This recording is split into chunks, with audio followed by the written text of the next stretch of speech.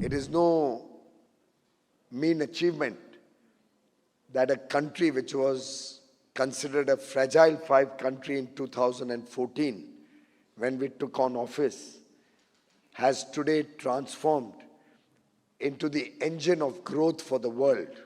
Juxtapose the Indian performance to that and you will realize how the strong fundamentals of the economy helped us tide over COVID, helped us tide over the Ukraine conflict, in fact, emerged stronger from every adversity, converting challenges or crisis into opportunity. Friends, never before has India had a place in the global stage as we have today. We all saw the recent welcome and adulation that Prime Minister Modi received in his three-nation tour. And it's not something new. We've been experiencing that for the last almost 9 years.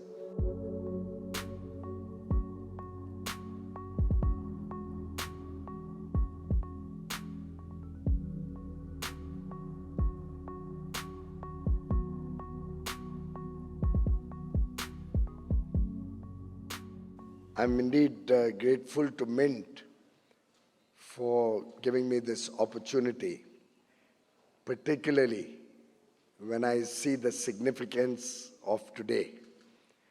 It was on this day, 9 years ago, that Honorable Prime Minister was sworn in to lead the nation with an absolute majority government after nearly 3 decades.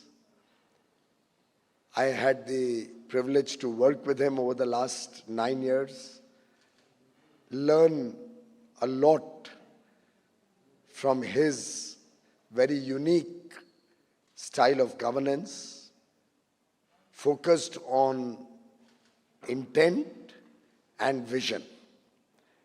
And public policy ultimately helps us in translating that intent and vision into action. Public policy also is a framework which helps ensure non-discriminatory working of government. It helps you ensure fair play and transparency. It helps you give a good deal to the people of India. And therefore, on this very important day, the 9th anniversary of the Modi government, I'd like to take this opportunity to thank the people of India for giving us this opportunity to serve, for giving us this opportunity to bring a new future for the nation, for the people of India, a future full of confidence, a future which is based on our own strengths, a future which rests heavily on the traditions, the culture, the huge history that we have inherited. It is no mean achievement that a country which was considered a fragile five country in 2014 when we took on office has today transformed into the engine of growth for the world, into the 5th largest economy across the world, into a stable, organized, honest nation, recognized and respected all over the world for the huge achievements over 75 years of independence, more particularly the transformation that we have seen in the last decade, which has brought us to a situation, a strong macroeconomic position that we are finding ourselves in today.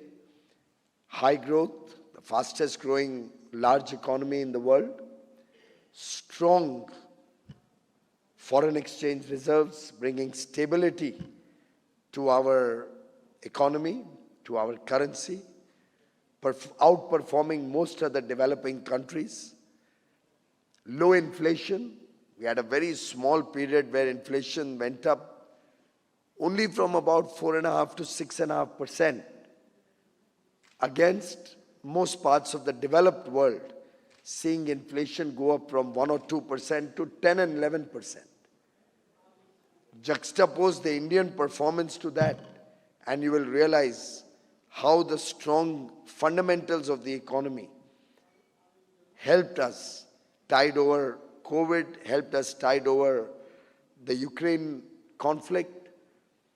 In fact, emerged stronger from every adversity, converting challenges or crisis into opportunity.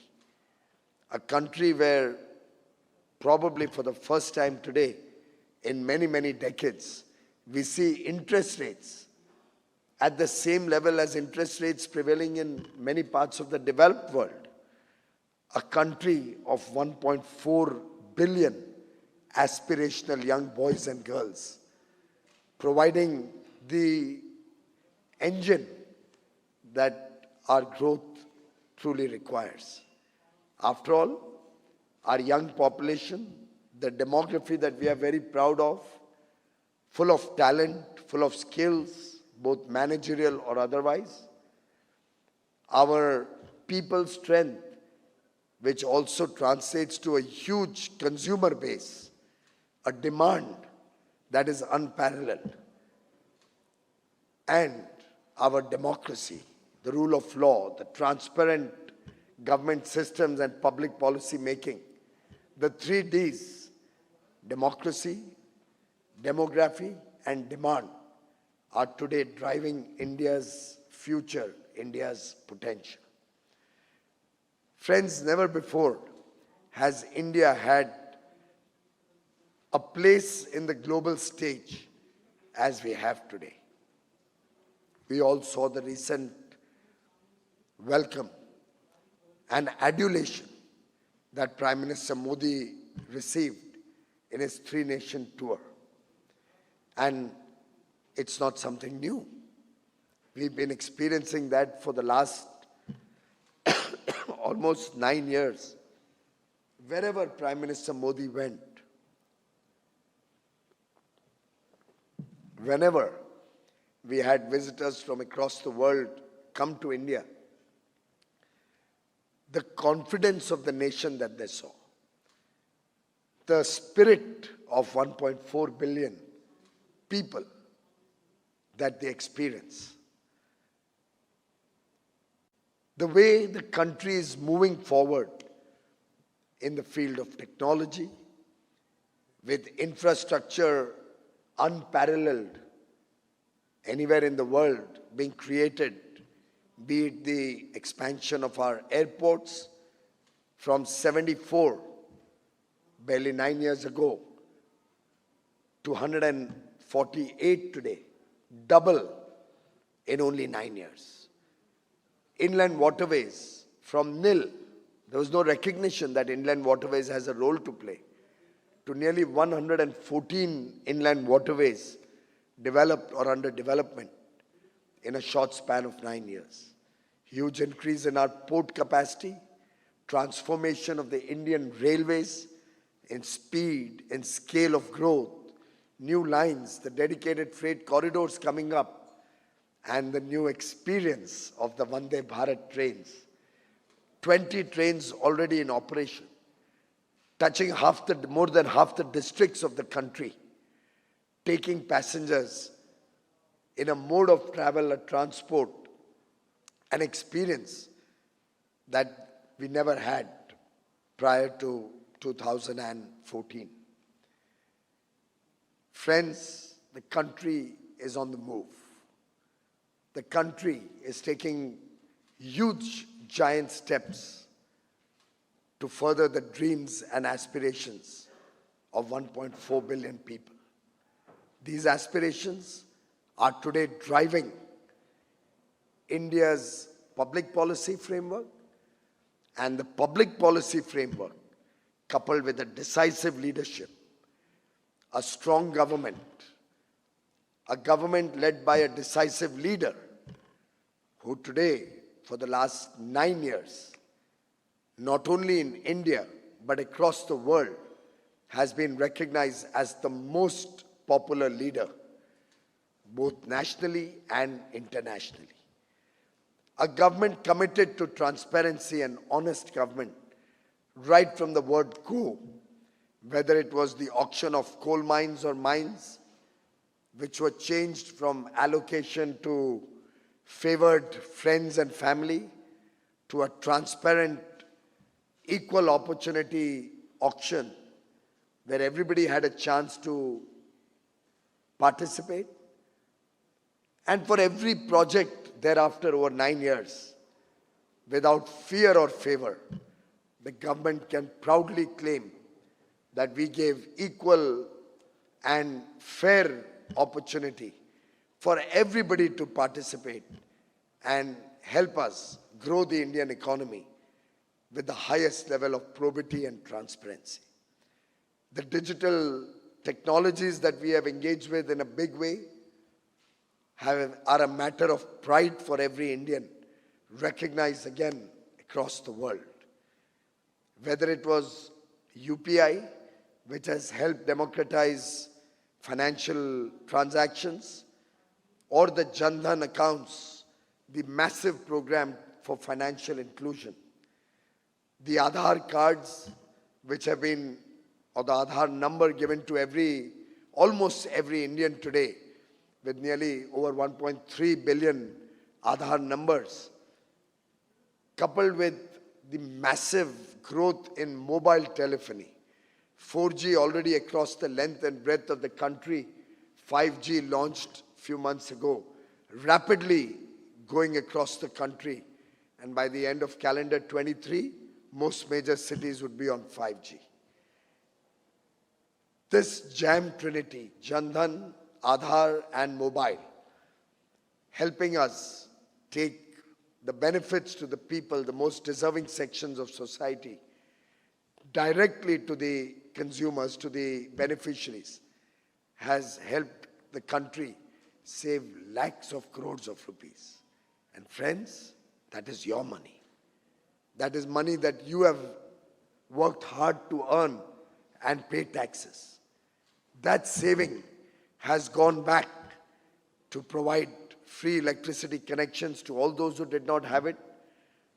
67 years after independence, it was unbelievable that large parts of India did not have electricity connections. And over 3.5 crore homes did not even have electricity in their homes. It was unimaginable that about half of the country's population did not have a toilet. Your hard-earned money, paid in taxes, saved through honest government, helped us provide 11.27 crore families with a toilet, with dignity, what we call an Izzat Ghar. Our brothers, our sisters, our mothers, our daughters deserve this basic dignity of having a toilet. Our women folk, in most cases, would have to cook, particularly in the poorer families, on the traditional chula, over coal, over wood. It was reported that that was equivalent to 400 cigarettes of smoke. So that was the element of smoke going into the lungs of every one of our mothers or sisters who sat on the chula. It is no mean achievement that today the country has 100%, nearly 100% coverage of cooking gas, fast transforming to piped gas. And with piped gas, bringing down the cost so significantly that it will become almost a common amenity like water or electricity. Friends, we are all aware that water is a means which transmits diseases in a very big way. We have embarked on Nal Se Jal, a mission that has already taken water from a tap to over 8 crore additional homes. From 3 crore in 2014, today over 11 crore homes have water from a tap. The Jal Jeevan mission aspires to have every home connected with water from a tap over the next 2.5 years. And I can keep going on and on and on. Who had ever imagined the world's biggest, largest, and most transformative healthcare program will be successful in India? 50 crore of our less privileged brothers and sisters eligible for free healthcare. Even Obamacare had failed with such a small coverage. We, on the contrary, have succeeded. Whether it is providing twice the eligible food grain to 80 crore brothers and sisters less privileged throughout the COVID period, 28 months, double the eligibility of food grain being given to 80 crore people, is a matter of pride, not for me or for the government, but for each one of you who contributed to helping make that happen. Nearly $50 billion was spent on it. 4 lakh crores were spent on that. But I'm sure every one of you in this room will be happy that not a single child had to sleep hungry. There was no starvation death in India, unlike what happened in the Spanish flu, where more people died of hunger than of the Spanish flu itself. And it's not only the big programs. I see a number of young girls here today. You come from a section of society where you have not seen the pain of a child having to drop out, a girl child especially, only because there was no toilet or no sanitary pads for those young children.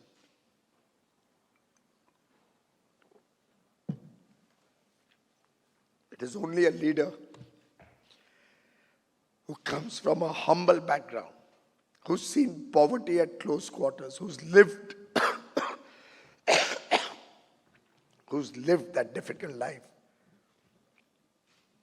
who can understand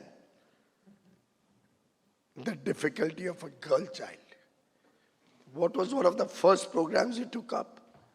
A toilet, a separate toilet for girls in every school or college in the country. Prime Minister was ridiculed.